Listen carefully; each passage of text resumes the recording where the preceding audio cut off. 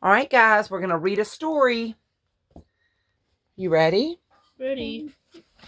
All right, where were we at? Logan, stop. Where's my little bookmark at? Hang up from the ceiling. Okay, you ready? Ready. Yes, ma'am. All right, Logan, sit back.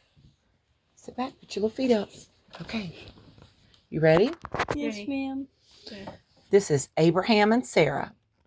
Abraham was a rich farmer who lived with his wife, Sarah, in the city of Haran. They were growing old, and to their sadness, they had no children. One day, God said to Abraham, I want you to leave this city and go to the land of Canaan.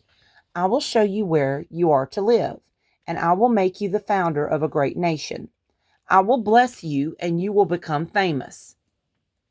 Abraham was a good man and always did what God told him to. He prepared for the journey and soon left Haran with his wife, Sarah, his nephew Lot, and Lot's wife, his many servants, and his herds of sheep and cows. The journey was long and hard, but at last they reached the new land and set up their tents. For a while, they all lived happily together, but as the years passed, the herds of sheep and cows grew bigger and bigger until there wasn't enough grass and water for them all. Abraham's herdsmen argued with Lot's men about where they should graze their animals. Abraham decided it was time for he and Lot to separate. He said to Lot, We mustn't have these arguments. We must part. You choose where you want to live with your family and your herds. Lot looked at the land. I'll move down to the valley of the river Jordan, where there is plenty of lush grass and fresh water, he said. Then I'll stay here in the hills, said Abraham, although he knew the grass was thin and dry and there was little water. Lot and his wife, his servants, and herds of animals said goodbye to Abraham and Sarah and made their way east down to the valley. Abraham watched them go. Then God again promised that he would give Abraham all the land he could see. He would make his family into a great nation. Abraham moved to the plain of Hebron and lived there with Sarah and his servants and herds. One hot afternoon, when Abraham was sitting in the shade, he saw 3 men crossing the hills making their way to his tent. Abraham ran out to meet them. Come to my tent, Abraham said to the strangers. There you can wash and rest and eat with us. Sarah and the servants hurried to get a meal ready. They gave the 3 men bowls of milk and cheese, made fresh bread, and roasted a calf over the fire. When they had eaten, the men explained why they had come. We have brought you a message from God. Sit down, Jace. And they said, You and Sarah will have a son. Sarah laughed. We are much too old to have children, she said, but the months went by, and she gave birth to a baby boy. She called him Isaac. She and Abraham were delighted that at last they had a child. Abraham also remembered then that God had told him he would be the founder of a great nation. Okay, and this one is the last one I'm going to read tonight. Sit down, Jace. Isaac and Rebekah. Isaac, the son of Abraham and Sarah, grew up to be tall and strong young man. Abraham and Sarah were now very old, and Sarah died, leaving Abraham to grieve for her. Abraham decided that it was time for Isaac to marry, but said his wife had to be from their own people who lived far away from Canaan. Abraham was too old to go on a long journey. He said to one of his servants, I want you to go to my brother Nahor to choose a wife for Isaac. What shall I do if she refuses to leave her home? Shall I take Isaac to her? Asked the servant. No, replied Abraham. Isaac must stay here in the land that God promised to us.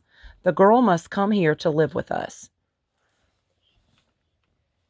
The servant set out on the long journey, taking with him other servants, 10 camels, and presents for the girl and her family.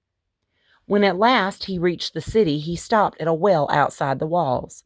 It was late in the afternoon, and he knew the women would soon come to the well to fill up their water jugs.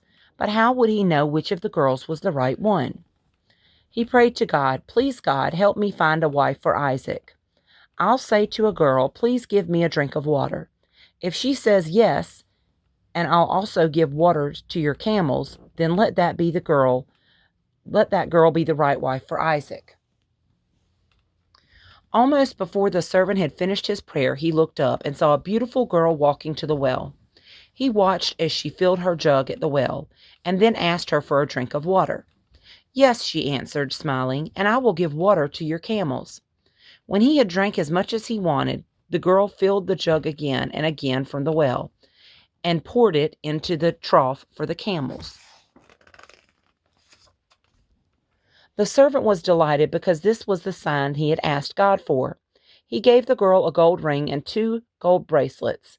"Please tell me who you are and if there is room in your father's house for me and my companions to stay the night," he said. "I'm Rebecca, and my grandfather's name is Nahor," answered the girl. "There is plenty of room in my father's house, and there is food and water for your camels." The servant bowed his head and thanked God for leading him straight to Abraham's family. Rebecca ran home to tell her family about the man she had met at the well and showed them the presents he had given her. Rebecca's brother Laban hurried back to the well and asked the servant and the other men to come to his father's house. After they had fed and watered the camels for the night, the servant, the men, and Rebecca's family washed and sat down to supper. The servant would not start to eat until he had told them why he had come. He told them about Abraham and Sarah and about Isaac, their son. He told them how he had prayed to God at the well and how God had helped him to find the right girl. Then he asked, "Will you allow me to take Rebecca back to Canaan to be Isaac's wife?" Rebecca's father and her brother Laban knew that this was the will of God and agreed to let her go. The servant said another prayer of thanks to God and gave presents of jewels to Rebecca and her mother. Then they all had a great feast which went long into the night to celebrate the engagement. In the morning, Abraham's servant was anxious to leave for home immediately, but Rebecca's family wanted him to stay at least a few days. "I must go. God has guided me here, and now I must go back to my master," said the servant. "Let's ask Rebecca if she's ready to go," said Rebecca's mother and Laban.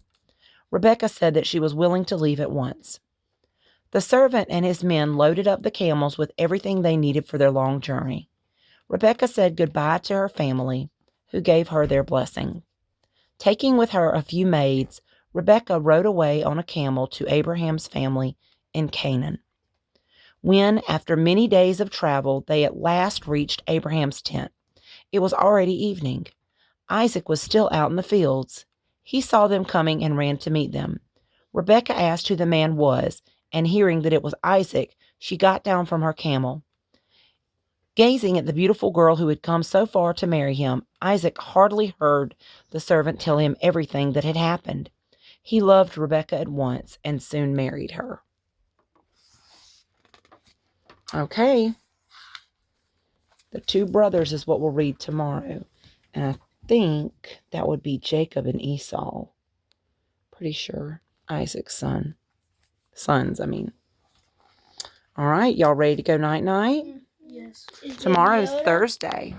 I can't wait. Say good night. Good night. What about the day after tomorrow? Is What about him? You gonna put him in bed with you? You dropped him. Come pick him up. All right, tell him good night. Good night. Say night-night. Night-night. All right, guys. We'll talk to y'all later. Love y'all.